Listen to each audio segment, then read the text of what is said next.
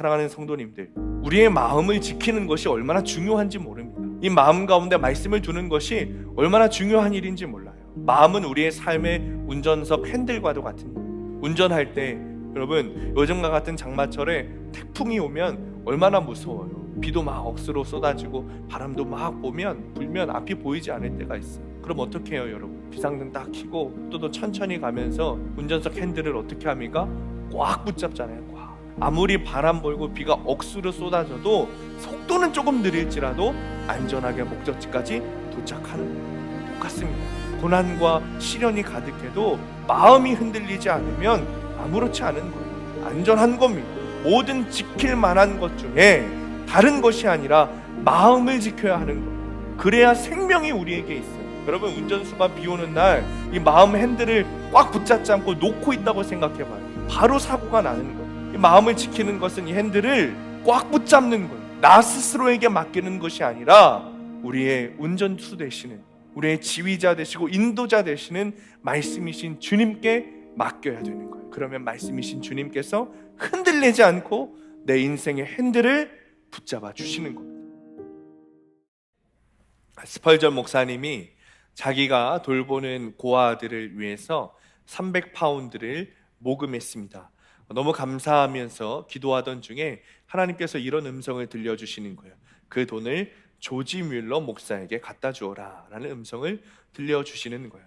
그러자 스펄전 목사님이 주님, 제가 돌보는 고아들에게도 이 돈이 필요합니다. 그러나 그 음성이 계속해서 들리더라는 것이죠. 결국 목사님은 네 주님 순종하겠습니다 라고 돈을 들고 조지 뮬러 목사님에게 갔습니다. 도착해 보니까 조지 뮬러 목사님이 무릎을 꿇고 기도하고 있었습니다. 조지 뮬러 목사님, 하나님께서 내가 모금한 이 300파운드를 목사님에게 주라고 해서 가지고 왔습니다. 역시 주님이시군요. 목사님, 저는 지금 바로 그 300파운드를 위해 기도하고 있는 중이었습니다. 조지 뮬러 목사님이 이렇게 대답을 하는 거예요. 두 사람은 손을 맞잡고 눈물을 흘리며 함께 기뻐했습니다. 기쁜 마음을 가지고 스펄전 목사님이 사무실에 돌아오니 책상 위에 편지가 한 통 놓여져 있었는데 그 봉투에 600파운드의 헌금이 들어있는 것이죠. 주님, 제 300파운드의 이자까지 보태서 주시는군요 하면서 스펄전 목사님은 감격하여 감사했습니다. 사랑하는 성도님들, 말씀이 들리십니까? 그리고 그 말씀에 순종하고 계십니까? 잠언을 묵상하면서 주님께서는 계속해서 우리에게 내 아들아, 내 말을 들으라 라고 말씀하시고 내가 너희에게 지혜를 가르쳤다 라고 하나님께서 말씀하고 계십니다. 내 사랑하는 자녀들아, 내가 너희에게 가르치는 지혜, 그 말씀을 들으라 라고 말씀하고 계십니다. 많은 사람들이 잠언을 좋아하고 사랑합니다. 지혜의 책이기 때문입니다. 그런데 사실 좋아하고 사랑은 하는데 잠언을 묵상하거나 읽는 것을 좋아하는 사람은 별로 없는 것 같습니다. 지혜의 책이라고 해서 첫 장을 딱 펴서 읽어보았더니 어떻습니까? 이거 해라, 저거 해라, 이거 하지 말아라, 저거 하지 말아라 라는 말씀밖에 이 잠언에 없는 거예요. 사람들은 보통 스토리가 있는 책을 좋아합니다. 잠언처럼 이렇게 명령하는 책들은 별로 좋아하지 않습니다. 그러나 지혜의 책이라는 이유로 그래, 내가 이 책을 읽으면 좀 지혜로워질 수 있겠구나, 지혜롭게 살 수 있나 보구나, 내가 좀 지혜로워지면 어떤 상황에서도 어려움에서도 잘 헤쳐나갈 수 있겠구나 라는 생각으로 잠언을 다 펼쳐서 읽어보지만 실상 묵상해보기 시작하면 그렇게 쉬운 일이 아니라는 것을 우리가 알게 되죠. 왜냐하면 지혜가 무엇인지 우리가 알지 못하기 때문에 그렇습니다. 여러분, 지혜가 무엇일까요? 지혜가 뭐라고 생각하십니까? 세상을 사는 방법이 지혜일까요? 어떤 사건, 사고에 대해서 현명하게 대처하는 방법이 지혜일까요? 아니면 공부를 열심히 해서 학벌이 좋고 지식이 많아지는 것이 지혜일까요? 우리는 여러 가지 단어들에 대해서 정의를 내릴 수 있지만 이 지혜라는 말의 단어의 정의는 말 그대로 지혜가 없으면 내릴 수 없습니다. 그래서 지혜가 무엇인가에 대해 잠언, 지혜의 책인 잠언에서 배워야 하는 것이죠. 잠언 1장 7절에서 9절입니다. 우리 앞에 보시고 함께 읽습니다. 시작. 여호와를 경외하는 것이 지식의 근본이거늘 미련한 자는 지혜와 훈계를 멸시하느니라. 내 아들아, 네 아비의 훈계를 들으며 네 어미의 법을 떠나지 말라. 이는 내 머리에 아름다운 관이요 내 목에 금사슬이니라. 아멘. 여러분, 지혜를 뭐라고 이야기하고 있습니까? 여호와를 경외하는 것이라고 말하고 있습니다. 그렇다면 지혜가 왜 여호와를 경외하는 것인가? 여호와를 경외하는 것이 왜 지혜인가? 여러분, 생각해 보셨습니까? 우리가 생각해 보면 잘 떠오르지 않습니다. 어떤 신학자들은 이렇게 말합니다. 모든 것의 창조주이신 주님이시니 이 지혜도 주님께서 창조하셨고, 그러니 지혜를 창조하신 하나님을 경외하는 것이 지혜이겠구나라고 변증적으로 생각하기도 합니다. 신학자들이 말하는 것이니 옳다고 할 수 있겠습니다. 그러면 큐티를 하고 있는 우리는 구속사의 시각으로 보면 어떻게 보아야 하는가? 하나님을 경외하는 것이 지혜라고 했는데 이 말씀을 구속사적으로 보면 우리가 어떻게 이해할 수 있는가 좀 보아야겠죠. 이 땅에서 여러분 가장 지혜로운 것이 무엇일까요? 이 땅에서 가장 지혜로운 것은 천국에 가는 삶을 사는 것입니다. 그것이 가장 지혜로운 것입니다. 왜냐하면 이 땅에서 살아야 여러분 100년 사는 것입니다. 100년 길지 않은 삶입니다. 짧은 삶이죠. 그 이후의 삶은 영원하기 때문이죠. 그러니 그 영원한 삶을 어떻게 살 것인가? 짧은 이 땅에서의 삶을 마치고 그 영원한 삶이 구원받아 천국에서 살 것인가? 아니면 스올에 빠져 지옥에서 살 것인가? 라는 질문을 우리가 좀 던져볼 때 결국 천국의 삶을 살기 위해서 이 땅에서의 짧은 인생을 구원을 위한 삶으로 사는 것이 가장 지혜로운 삶인 것이죠. 결국 예수 그리스도를 믿음으로 말미암아 하나님을 경외함으로 우리 인생의 목적인 거룩을 살아가며 우리 인생의 결론인 구원을 위한 지혜로운 삶을 사는 것이 가장 큰 지혜인 것이에요. 자, 10절에서 13절 말씀 함께 읽습니다. 시작. 내 아들아 들으라, 내 말을 받으라. 그리하면 네 생명의 해가 길리라. 내가 지혜로운 길을 내게 가르쳤으며 정직한 길로 너를 인도하였은즉 다닐 때 네 걸음이 곤고하지 아니하겠고 달려갈 때 실족하지 아니하리라. 훈계를 굳게 잡아 놓치지 말고 지키라. 이것이 내 생명이니라. 아멘. 자, 사람들은 어느 때보다 아는 것이 힘이다 이렇게 외치면서 살아가고 있습니다. 그러면서 어떻게 하면 지식을 빠르고 많이 얻게 될 수 있을까를 고민하죠. 좋은 학교, 좋은 스승, 뛰어난 자료, 장비, 월등한 재능과 노력, 그것을 지식의 근본이라고 여기면서 더 좋은 지식을 얻고자 애를 씁니다. 그러나 성경은 뭐라고 얘기한다고요? 여호와를 경외하는 것이 지식의 근본이라고 가르쳐주고 있습니다. 이 땅에서 아무리 지식이 많고 학벌이 좋아도 여러분, 예수님을 주와 그리스도로 믿지 않고 하나님을 경외하지 않아서 결국에 지옥에 가는 인생이라면 그 삶은 지혜로운 인생이 아니고 미련한 인생이 되는 것이죠. 반대로 아무리 가난하고 학벌도 없고 아는 것이 없어도 예수를 주와 그리스도로 믿고 하나님을 경외하는 삶, 그 삶을 통하여서 결국에 천국에 간다면 그 인생은 지혜로운 인생이 되는 것입니다. 그래서 지혜자 솔로몬도 같은 이야기를 하는 거죠. 10절에 보면 들으라, 내 아들아 들으라. 즉 지혜의 말씀을 들으라는 뜻이에요. 그러면 어떻게 된다고요? 10절에 내 생명이 길리라. 네 생명의 해가 길리라. 이렇게 말하고 있는 거예요. 지혜자가 말하고 있는 생명이 여러분 이 땅에서의 삶일까요? 그렇지 않죠. 영생을 이야기하는 거예요. 오늘을 사는 이 땅에서의 생명을 말하는 것이 아니라 영원한 생명을 말하고 있는 것이죠. 죽음 이후의 영생을 말하는 거예요. 그것을 위해서 11절의 말씀처럼 지혜로운 길을 가르쳤고 정의와 공의의 하나님께서 이끄시는 정직한 길로 말씀을 통해 너희를 인도했다 라고 솔로몬이 이야기하고 있는 것이죠. 지혜에 대해서 말하면서 지혜자 솔로몬은 1장 8절에서 잠언 1장 8절에서 이렇게 말합니다. 네 아비의 훈계를 듣고 네 어머니의 법을 떠나지 말아라 라고 이야기합니다.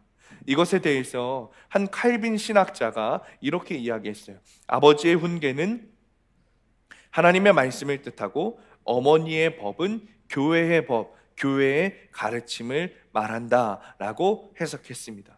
교회가 하나님의 신부이기 때문에 하나님의 말씀, 아버지의 훈계는 하나님의 말씀이고 어머니의 법은 교회의 법 또는 가르침이라고 말한다는 거예요. 이 말씀이 제 안에서 너무나도 믿어졌어요.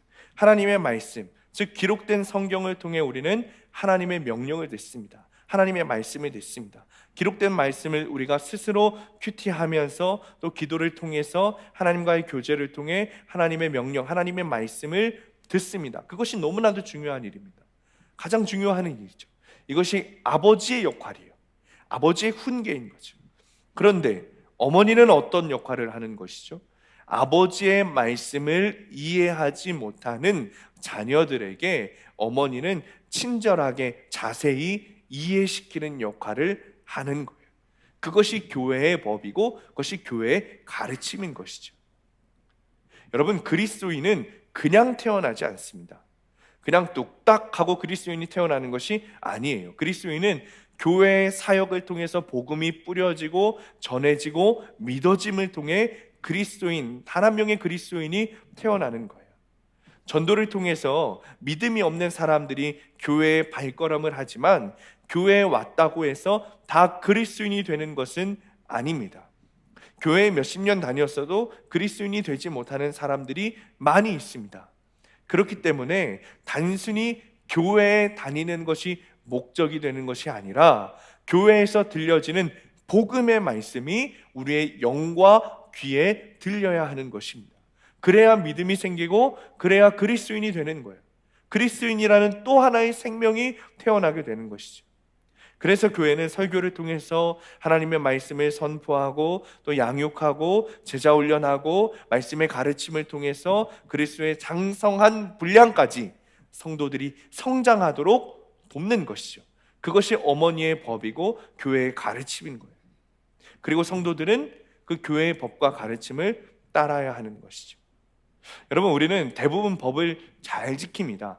교회에 다니는 사람들은 대부분 그렇습니다. 심지어 우리는 지나다니면서 쓰레기 하나 바닥에 버리지 않습니다.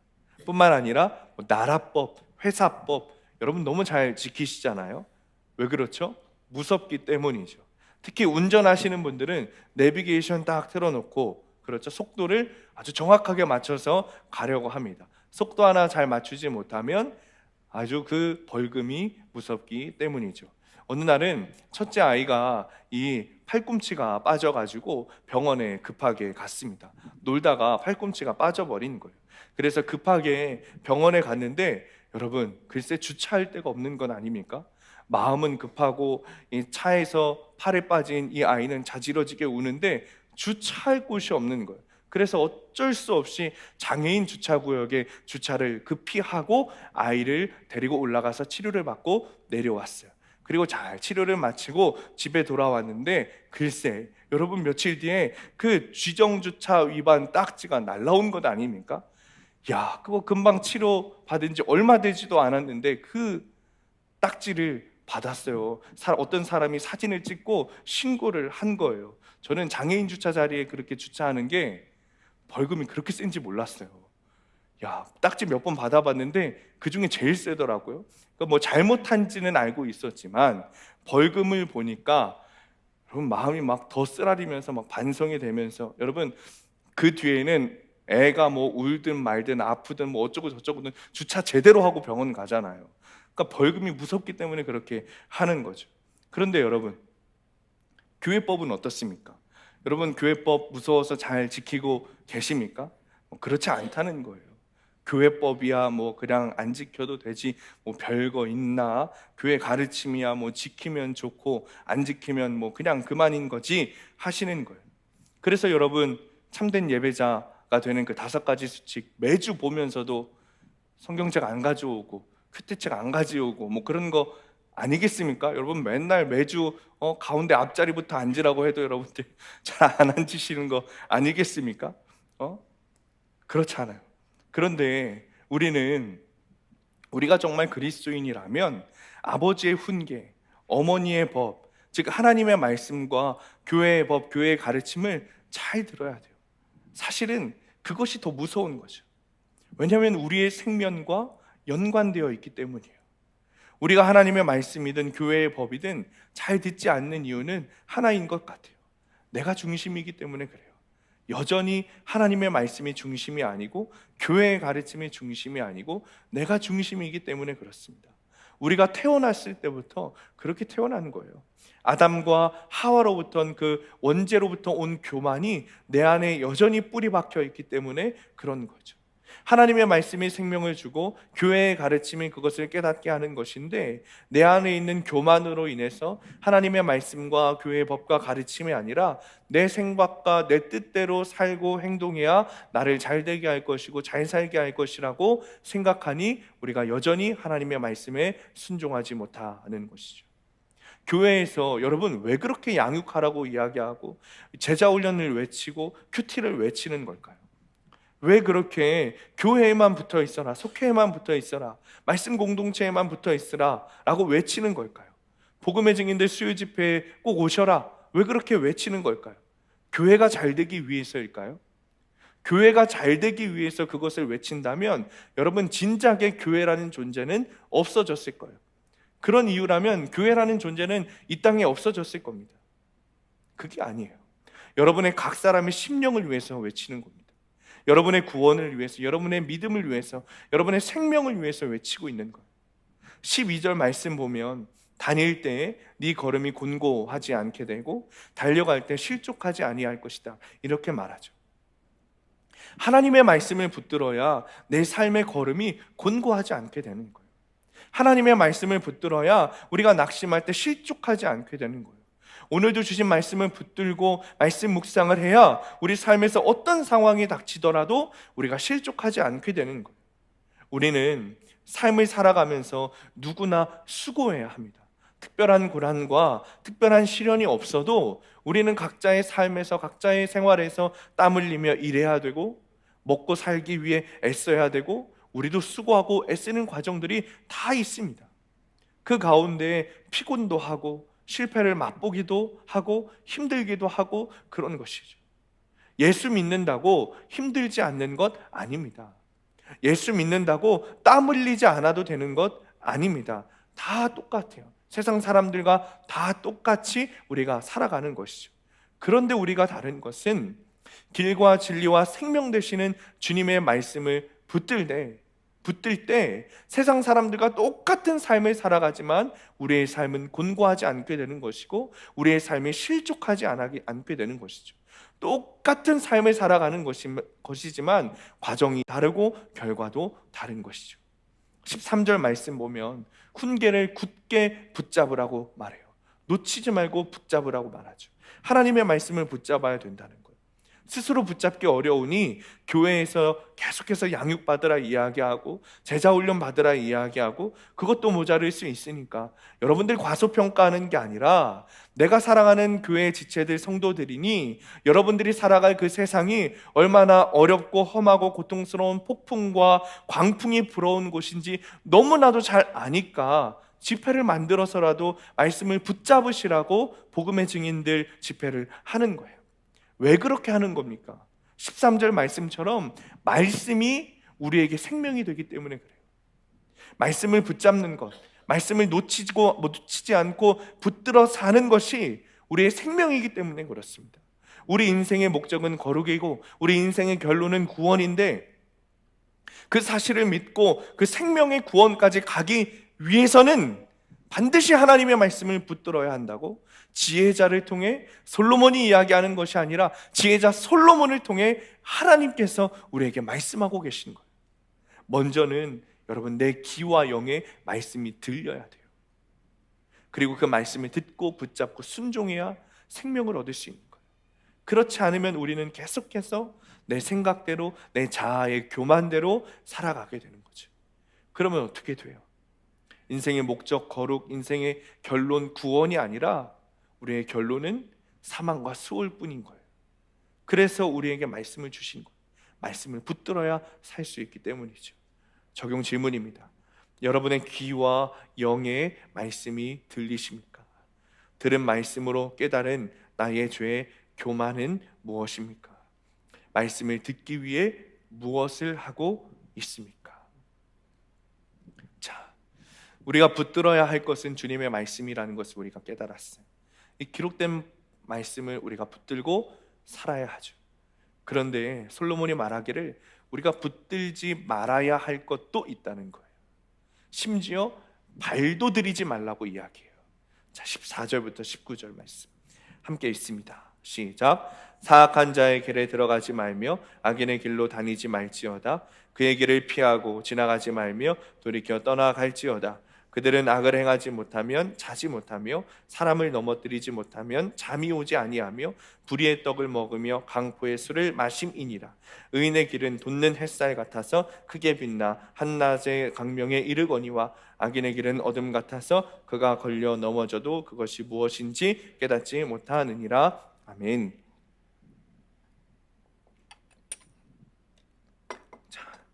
여러분, 잠을 못 잤던 적 있으십니까? 잠들지 못했던 적, 잠이 오지 않아서 잠들지 못했던 적 여러분 있으십니까? 저는 고등학교 시절에 가족들하고 다 같이 외출을 하고 들어왔는데 집에 빨간 딱지가 다 붙어 있는 거예요. 냉장고, TV 할 것 없이 빨간 딱지가 정말 다 붙어 있어요. 드라마에서 봤던 그 망한 집의 상징이잖아요. 그 빨간 딱지. 그 빨간 딱지가 우리 집에 떡하니 붙어 있으니까 여러분 정말 충격적이더라고요. 저희 아버지는 화가 나셔가지고 아무도 없는 집에 어떻게 문을 따고 이렇게 딱지를 붙일 수 있느냐 라면서 화를 내시고, 어머니는 말없이 우시는 모습과 함께 이게 뭔 일이가 싶은 동생들을 달래느라 정신이 없었습니다. 그 모습을 보고 잠자리에 딱 누웠는데 여러분 정말 눈이 안 감기더라고요. 잠이 안 오는 거예요. 아마 여러분들도 잠들지 못했던 그런 사연들이 하나씩은 분명 있으실 겁니다. 그런데 악인들은 잠들지 못하는 이유가 우리와는 조금 다른 것 같아요. 여러분, 어떤 때 잠이 오지 않는다고 합니까? 16절에 보니까 악을 행하지 못하면 자지 못한다고 말해요. 사람을 넘어뜨리지 못하면 잠이 오지 않는다고 말해요. 이것이 악인들의 성품이에요. 사악한 자들의 성품이에요. 여러분, 얼마나 사악합니까? 사람을 넘어뜨리지 못하면 분해서 잠을 자지 못한대요. 이게 사악한 자들의 성품인 거예요. 그러니 지혜자가 뭐라고 말해요? 그 길에는 들어가지도 말라는 거예요. 발도 디딛지 말라는 거예요. 여러분, 악인들, 사악한 자들, 그 사람들은 우리를 아주 교묘한 말로 속입니다. 나와 함께하면 편안해질 수 있고 돈도 잘 벌 수 있고 잘 살 수 있어 라고 속이는 거예요. 우리가 한편이라고 속이는 거예요. 내가 함께하면 야, 너 잘 될 수 있어 라고 사악한 자들은 우리를 속입니다. 그러면 우리는 어떻게 하죠? 요즘 시대를 고독의 시대라고 부르잖아요. 외롭고 고독한 이때 함께 해준다는 이야기만 들으면 속아 넘어가서 악인의 길에 들어가는 거예요. 그러니 그 길에는 발도 들이지 말고 발을 딛지 말라고 하는 거죠. 한 번쯤 경험해봐도 되지 않을까? 야, 뭔지 구경만 한번 하고 오자. 나는 다시 빠져나올 수 있을 거야 라고 생각하지만 여러분, 안 된다는 거예요. 아예 발을 들여놓지 말라는 거예요. 솔로몬은 그 이유에 대해서 설명하기를 19절에 말하듯이 어둠 같다고 말해요. 여러분, 어둠은 수월을 의미하고 수월은 지옥을 의미하죠. 사악한 자들이 우리를 속여서 나랑 함께하면 돈도 잘 벌 수 있고 명예도 주고 외롭게 하지 않을 것이라고 말하지만 결국에 그 길은 어둠, 지옥으로 가는 길이에요. 돈을 잘 벌기 위해서 다른 사람은 짓밟아야 되고 명예를 얻기 위해서 동료를 험담해야 하는 어둠으로, 죄악의 길로 가게 하는 것이죠. 이 땅에 우리를 속이는 자들이 여러분 너무나도 많습니다. 요즘 저에게 가장 많이 오는 문자가 여러분 이거예요. 어떻게 그렇게 번호를 알고 문자를 보내는지. 이런 문자를 보내요. 굉장히 자신 있습니다. 작은 투자로 큰 수익을 올릴 수 있습니다. 수익 400% 보장, 화이팅. 뭐 이런 문자, 뭐 연락을 달라는 거예요. 또 인터넷에 보면 이런 것도 있어요. 외로운 여러분을 도와드립니다. 외로운 분만 클릭하세요. 또 이런 것도 봅니다. 요즘에 인터넷 커뮤니티에 보면 누가 뭐 이런 거를 올려요.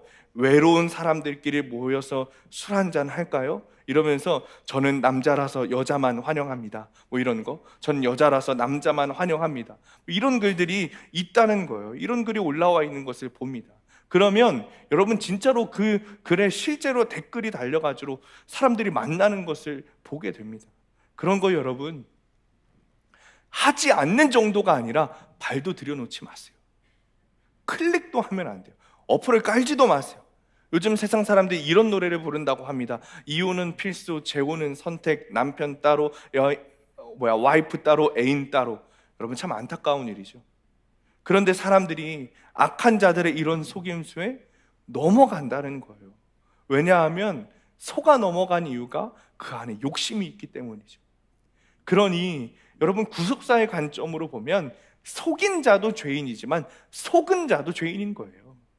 속인 자 역시 욕심을 위해서 사람들을 속이는 것이지만 속은 자 역시 그 안에 욕심이 있기 때문에 노력하지 않고 일하지 않고 재물을 얻으려는 욕심, 외롭다는 이유로 다른 여자, 다른 남자를 만나고 싶은 욕심, 이 세상이 힘드니 술로 한번 잊어보자, 취해보자 하는 욕심이 있었기 때문에 속아 넘어간 거죠. 속임을 당하더라도 텅 빈 내 마음을 채우고자 하는 욕심으로 정욕과 탐욕을 찾아 속아 넘어간 것이죠. 그래서 여러분 속인 자는 차라리 나요. 왜요? 내가 잘못한 것을 아니까 회개의 기회라도 있는 거예요. 그런데 속은 자는 어때요? 난 잘못이 없어, 억울해, 난 속은 것뿐이야, 속아 넘어간 것뿐이야 라고 생각하기 때문에 회개하기가 더 어려운 것이죠. 그러니 사실 속인 자나 속은 자나 다 죄인인 거예요. 그러니 우리는 발도 들여놓아서는 안 됩니다. 14절 15절 말씀처럼 아예 처음부터 들어가지를 말아야 되는 거예요. 피해야 돼요. 지나쳐야 돼요. 돌이켜 떠나가야 돼요. 한국 감리교회에 아주 귀한 목사님 한 분이 계신데 오랜 시간 동안 노숙자 아이들, 길거리의 아이들 데리고 와서 사역하신, 아주 힘들게 사역하신 분이에요. 긴 시간 동안 어렵게 사역하시다가 13년 만에 부흥이 되셔가지고 교회를 이사하게 되셨어요. 그동안은 아이들과 함께 먹고 자고 생활을 하셨는데 13년 만에 교회를 이사하시고 나서 드디어 목사님 방이 생긴 거예요. 그리고 컴퓨터도 생겨서 그동안에는 설교 원고를 손으로 쓰셨는데 이제 타자로 설교를 준비할 수 있었다는 거죠. 그런데 그것을 본 한 전도사님이 목사님에게 이런 말을 했대요. 목사님, 컴퓨터를 그냥 두시면 아이들이 그 컴퓨터로 음란 사이트를 들어갈 수도 있습니다. 그러니까 차단 프로그램을 꼭 깔아놔야 합니다 라고 이야기를 했다는 거예요. 목사님은 그동안 음란 사이트가 무엇인가 생각도 해보지 않았기 때문에 그게 왜 궁금했는지, 그게 궁금한 바람에 밤에 컴퓨터에다가 음란 사이트 이렇게 검색을 해보셨다는 거예요. 그러니까 그러고 보니까 아주 새빨간 배너에다가 19금 표시가 되어 있길래 이게 음란 사이트로구나 하고 클릭을 했다는 거예요. 그리고 거기서 음란 영상 5개를 다운 받으셨대요. 사실 그동안 아이들과 함께 살기도 했고 그 아이들이 노숙자 아이들이기 때문에 음란한 마음이 들래야 들 수가 없는 환경이었어요. 그래서 그런 것들을 다 잊어버리고 살았는데 그 영상을 보자마자 음란한 마음이 목사님만으로 쑥 들어오더라는 거예요. 그래서 영상을 멈춰놓고 목사님이 한 일이 뭔지 아십니까? 방문을 살짝 열어가지고 애들이 자나 안 자나 확인을 해보셨대요. 그랬더니 애들이 다 자고 있었다는 거예요. 그리고 방문을 살짝 닫고 문을 잠그고 헤드폰을 쓰고 그 5개의 영상을 다 보셨다는 거예요. 영상을 다 보고 밤을 새우셨다는 거예요. 그런데 갑자기 목사님 마음에 내 종아, 너는 늘 안과 밖이 같은 종이 되라고 하지 않았느냐 라는 그 음성이 들리셨다는 거예요. 그 음성을 듣는데 몸에 힘이 쫙 빠지고 컴퓨터를 꺼버리고 강대상 위에 올라가 기도를 하기 시작하셨어요. 하나님, 잘못했습니다. 잘못했습니다. 기도하는데 기도가 안 나오는 거예요. 기도가 되지 않은 거예요. 결국 주일이 됐어요. 설교 준비는 아무것도 하지 못했고 성도들은 앞에 있는데 할 말이 없다는 거죠. 그때 주님께서 목사님에게 한 번 더 음성을 들려주시는데, 네가 며칠 전 행했던 그 죄의 이야기들을 할 수 있겠니? 라는 음성이었어요. 그 말씀에 순종을 해야겠는데, 그 앞에는 장년 성도들 뿐만 아니라 자신이 키우던 아이들까지 앞에 있으니 도저히 얼굴을 보고 그 이야기를 설교를 못 하시겠더라는 거예요. 결국 강대상에서 뒤를 돌아서서는 이렇게 말씀하셨대요. 나는 음란 사이트를 들어가서 그것을 즐긴 목사다. 여러분이 날 용서해 주면 아이들 때문에 차단 프로그램을 까는 것이 아니라 나를 위해서 차단 프로그램을 반드시 깔겠다. 그러나 용서해 주지 않으면 내가 가장 가고 싶었던 네팔 선교를 떠나 돌아오지 않겠다. 그리고 성령님께 버려진 목사를 위해서 기도해 달라. 이렇게 말씀하시고는 그대로 무릎을 꿇고 기도하기 시작하셨다. 그러자 한동안 나오지 않던 기도가 나오기 시작하고 뜨거운 성령님의 역사가 그 안에 있었다고 고백을 하시는 간증을 들었어요.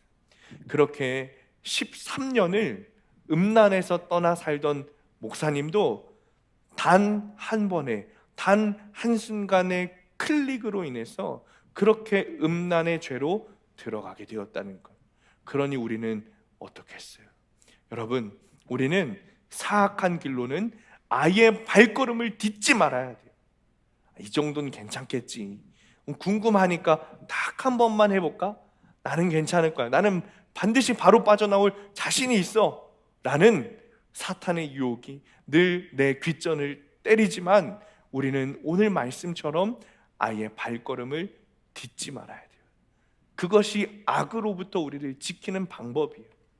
19절 말씀처럼 의인의 길을 걷는 사람은 주님의 말씀의 빛이 계속 비추는 빛의 삶을 살 확률이 높아지지만, 악인의 길은 어둠 같아서 발걸음을 두는 순간 여러분 빠져나오지 못해요.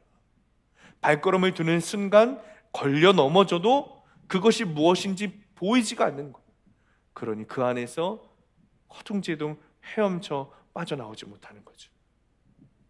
악인의 길을 들어서면 내가 지금 악을 행하고 있는지, 내가 지금 죄를 짓고 있는지 여러분 깨닫지 못해요. 그러니 우리는 그 악한 길에 아예 발도 들여놓지 말아야 되는 거예요. 그런데 우리가 그것이 마음대로 됩니까? 마음대로 되냐고요? 그렇지 않다는 거죠. 우리는 연약하여서 그렇게 되지 못해요. 그러니 어떻게 해야 되겠어요? 20절 21절 말씀 우리 함께 있습니다.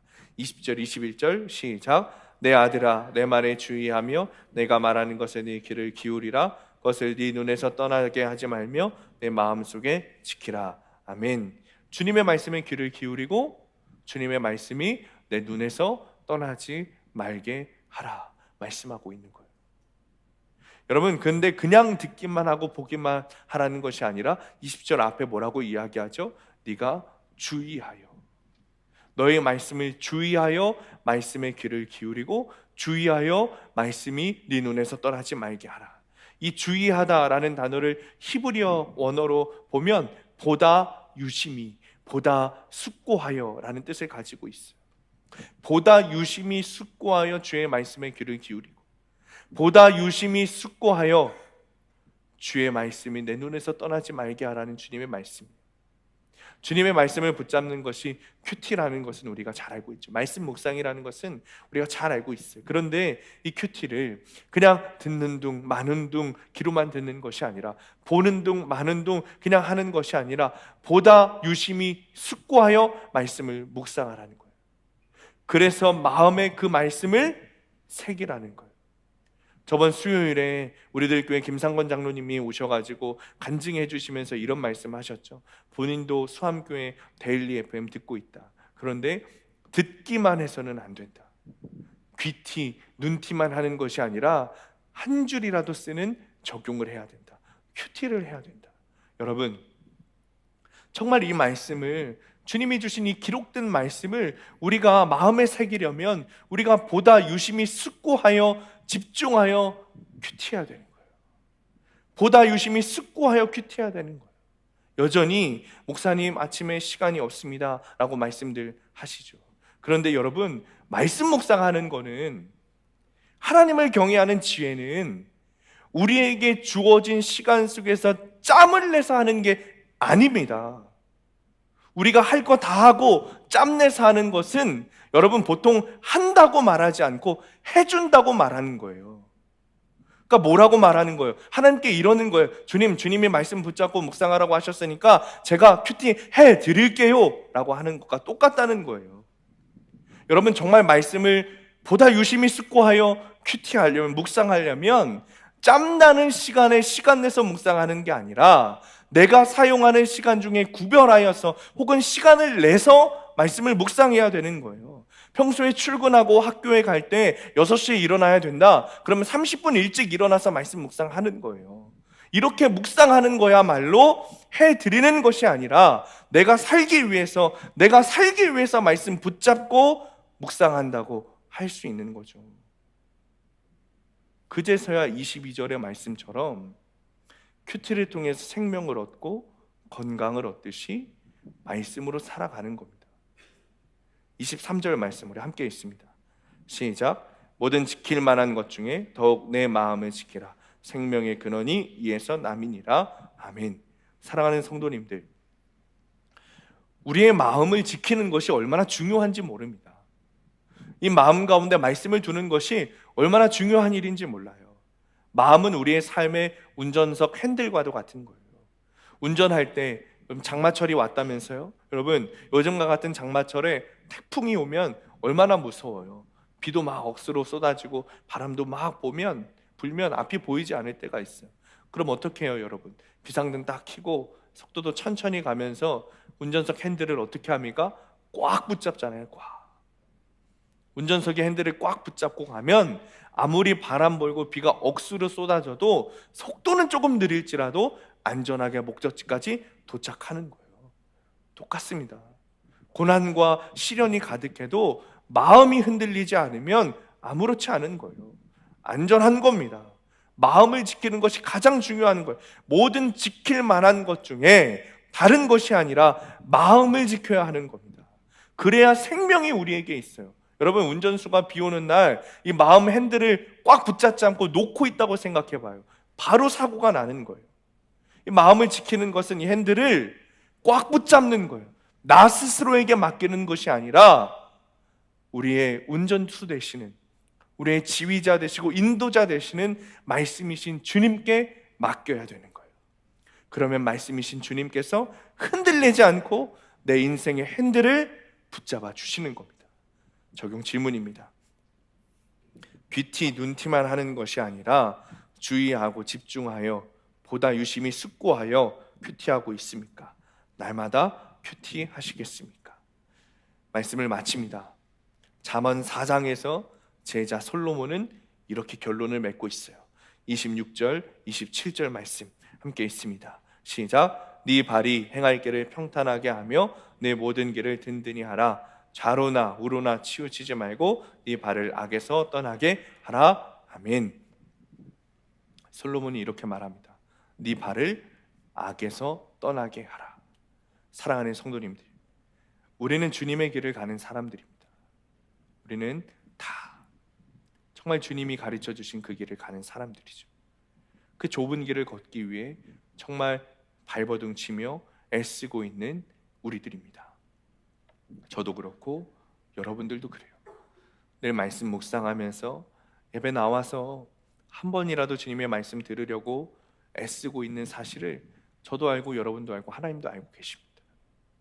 그러나 여전히 내 마음의 안에 있는 교만과 욕심은 나의 발걸음을 악으로 향하게 하죠. 하면 안 되는 것을 알면서도 속고 싶은 마음이, 한 번만 속아보고 싶은 마음이 우리 안에 있어요. 그러나 계속 그렇게 살면 우리는 우리 열심으로 살다가 죽어 지옥에 빠질 수밖에 없는 비극적인 인생이 됩니다. 어둠에 들어가면 여러분 아무것도 보이지 않아요. 그렇기 때문에 계속해서 좌로 우로 치우칠 수밖에 없는 거예요. 발버둥 칠 수밖에 없는 거예요. 허우적될 수밖에 없는 거예요. 그러니 27절 말씀처럼 아예 우리의 발을, 그 발을 악한 어둠으로 딛지 않는 것이 중요한 거예요. 그 어둠에서 우리를 구원하도록 주신 것이 있는데, 혹여나 어둠에 빠진 분들이 있다면 그 어둠에서 구원하도록 주신 것이 있는데, 그것이 바로 하나님의 말씀이에요. 말씀이신 예수 그리스도이시죠. 이 말씀을 들을 때 우리가 생명을 얻게 됩니다. 오직 예수님이면 충분합니다. 오직 말씀이신 예수, 진리이신 예수 그리스도 한 분이면 여러분 충분합니다.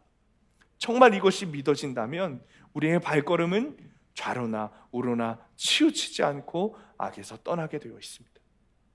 이 말씀을 통해 여러분의 마음을 지키시고 영원한 생명을 얻게 되시기를 간절히 축원합니다.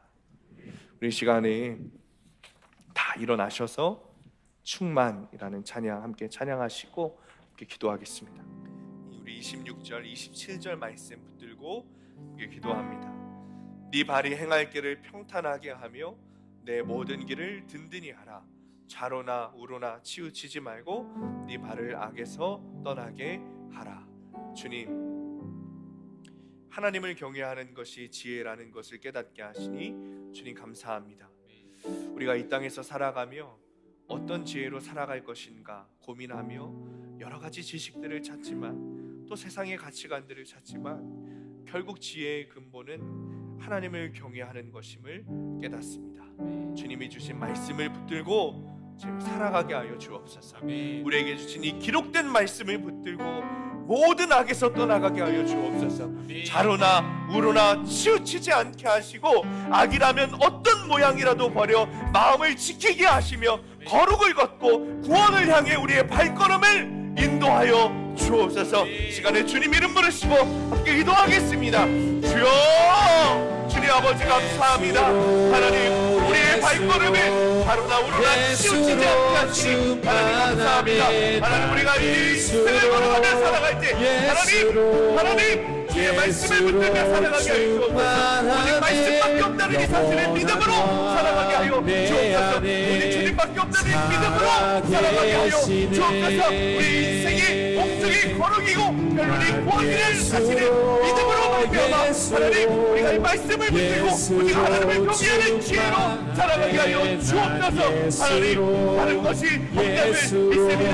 하나님, 세상의 가치가 아버지 악벌 교야 아버지 성품 아버지 할 것이 아니라 하나님 오직 하나님을 경외하는 것으로 오직 믿음으로 하나님 살아가고 구원받게 된다는 사실을 믿음으로 나아가게 하시고 우리 내 안에 있는 아버지 하나님 온전한 마음을 하나님 인도하여 주옵소서. 주님 아버지 온전히 주님 가운데 있게 되기를 원합니다. 하나님 온전히 주님 가운데 있게 되기를 원합니다. 온전히 주님 가운데 쉬게 되기를 원합니다. 하나님 말씀으로 온전히 되기를 원합니다. 하나님 정말 하나님을 경외하는 것이 주님을 깨닫게 되시니 하나님 정말 주님 하나님을 경외하게 하시고 우리의 마음과 머리와 생각과 우리의 모든 성품들이 오직 하나님의 마음에 주님의 마음과 주님의 그리 사랑을 도망할 수 있는 우리가 될 수 있도록 하나님 도와주옵소서. 정말 구원을 살아가며 구원을 살아갈 수 있도록 하나님 도와주시옵소서. 주시옵소서. 주님 감사합니다. 주님 감사합니다. 우리에게 기록된 말씀을 주셔서 주의 말씀을 듣고 붙들고 순종하며 하나님을 경외하게 하시니 주님 감사합니다. 어떤 인생이라도 결국에는 구원으로 가는 인생이 가장 지혜로운 삶이라는 것을 깨닫고 늘 하나님을 경외하며 살아가게 하여 주옵소서. 어떤 모양의 악이라도 버리게 하시고 악한 길에는 발걸음 자체를 들여놓지 않는 우리가 되게 하여 주옵소서. 어떤 모양이라도 악을 버리게 하셔서 우리의 마음을 말씀을 통해 지키게 하시고 거룩을 걸어가게 하시며 그래서 구원을 향하는 이 길을 좌로나 우로나 치우치지 않고 주님께서 지켜주시는 그 인도하심에 따라 살아가도록 걸어가도록 하나님 우리의 삶을 인도하여 주옵소서. 이제는 십자가에서 베풀어 주신 극진한 예수 그리스도의 은혜와 무엇과 비교할 수 없는 하나님의 넘치는 사랑하심과 우리 가운데 내주하셔서 일할 때마다 때마다 성결케 하시는 성령님의 인도하심이 우리의 발을 악에서 떠나게 하여 오직 하나님을 경외하는 지혜로 거룩을 살아가기를 결단하며 거룩한 주일 예배하고 돌아가는 모든 성도 머리머리 위에 이들의 가정과 일터와 학업 위에 그리고 살아가는 수암교회 위에 영원토록 함께 하시기를 간절히 축원하옵나이다. 아멘.